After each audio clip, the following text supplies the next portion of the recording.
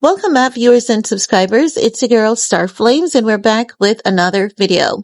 In this video, we're going to talk about the managing director of Wireless Festival Promotion, Melvin Ben. He had an interview with a journalist from BBC.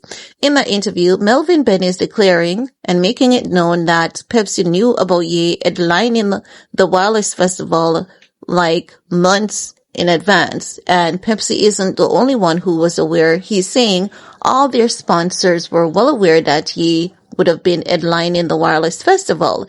But what this BBC reporter is asking Mr. Ben is that why would they have Ye headlining the Wireless Festival knowing that Ye is an anti-Semite?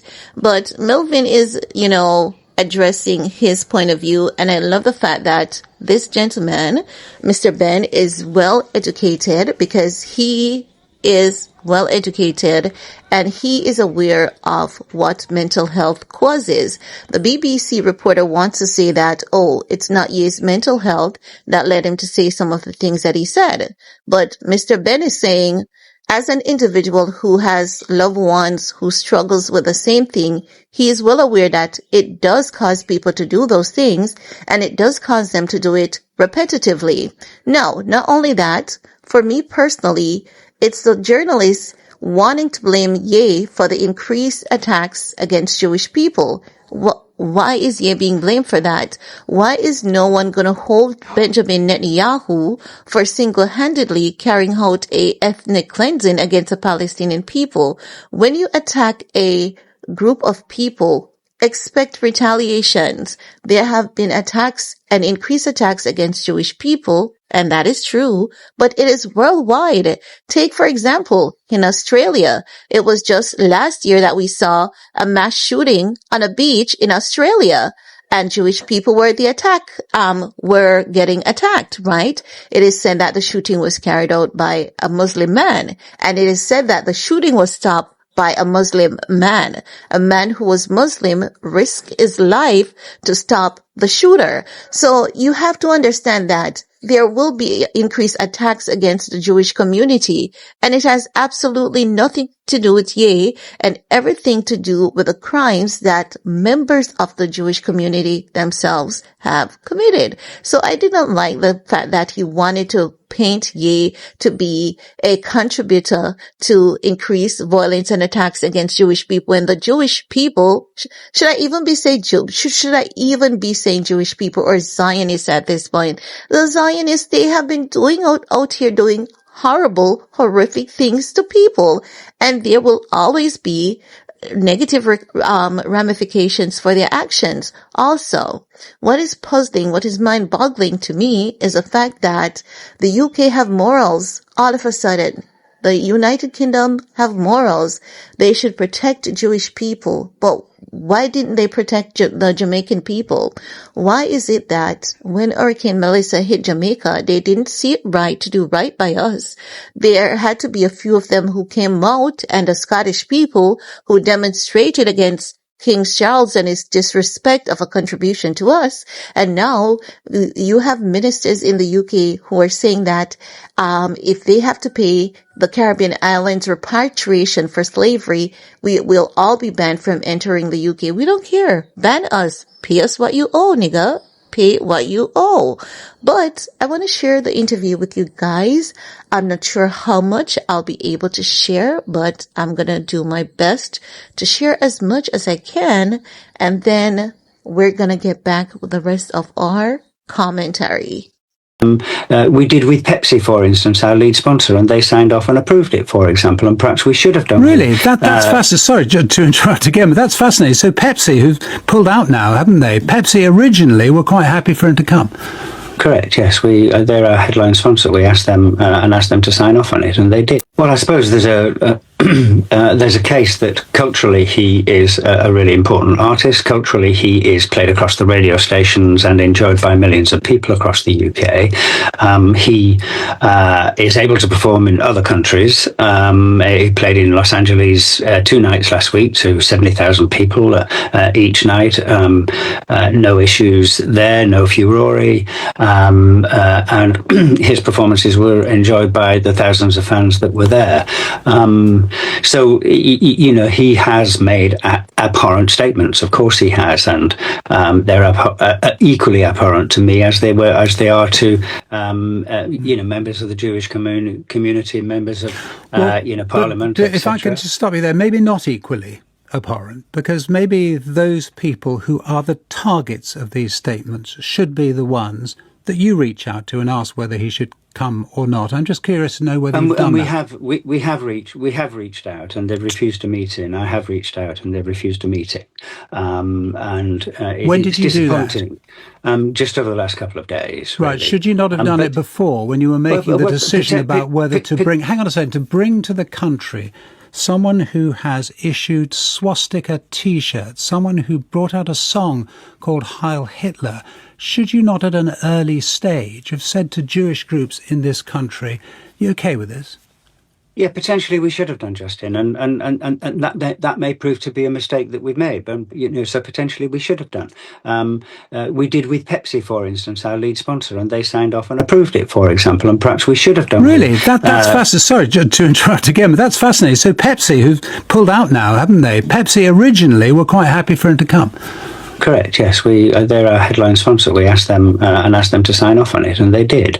Perhaps we should have done the same with the Jewish community, and that may prove to be a mistake. But there's a very serious issue of mental health. Mental health is not something that disappears overnight. It's not an instant thing. People suffer psychotic behaviour, suffer bipolar behaviour for many years, and people can believe that they have, thoughts in their mind where, God or other people are determining what they should say, and their statements and their behaviour becomes despicable and absolutely abhorrent.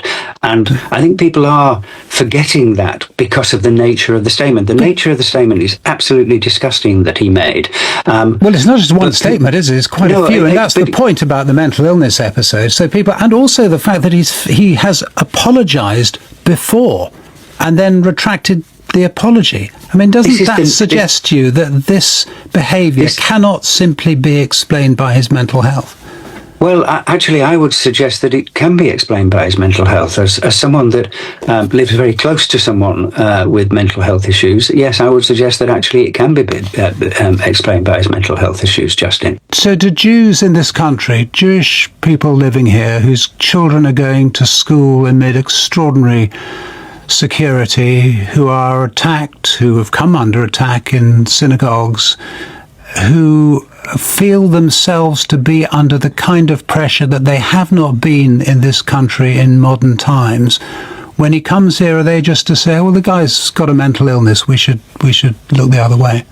No, I'm not saying that at all. I mean, the pressure that the Jewish community is under at the moment is immense, and I feel for them in that sense, and I speak on their behalf. Not for them because I'm not of that community, but I speak with my staff about the pressure that they're under, for example, and how we need to be supportive of that and those communities.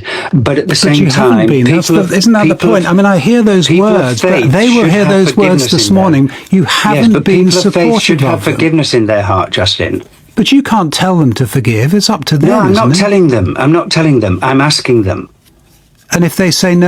So I appreciate the directors of the Wireless Festival standing behind Ye, and now we can understand better as to why they stood beside Ye.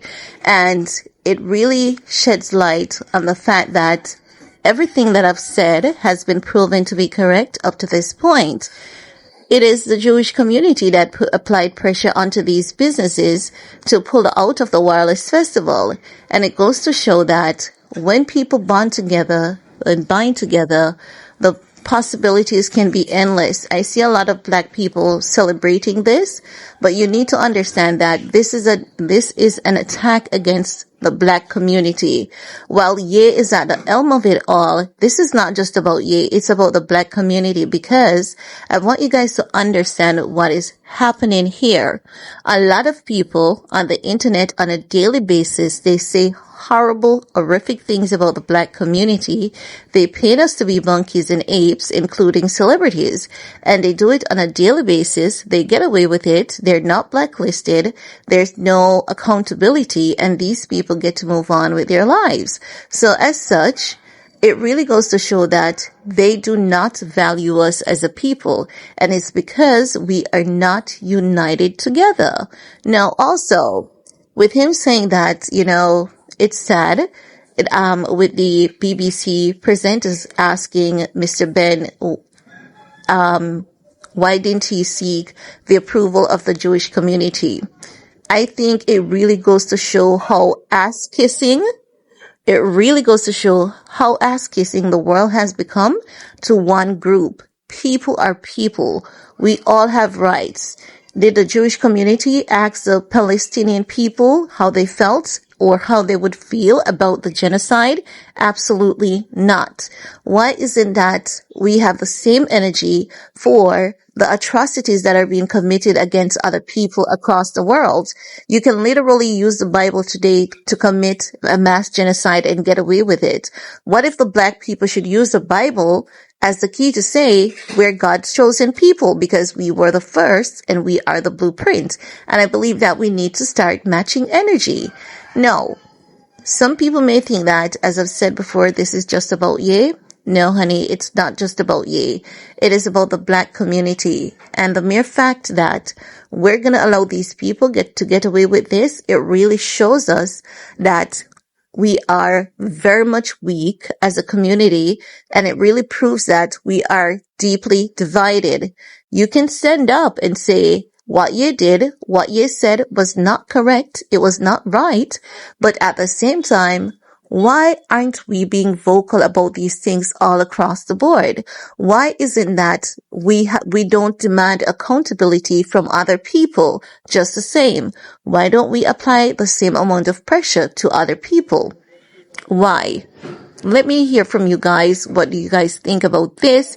Because I appreciate the fact that we all now know these sponsors were well aware that Ye was headlining the Wireless Festival, and I'm happy that, the Wireless Festival team stood behind Ye, and now it is clear why they would have stood behind him from the get-go, because the sponsors, they had initially signed off.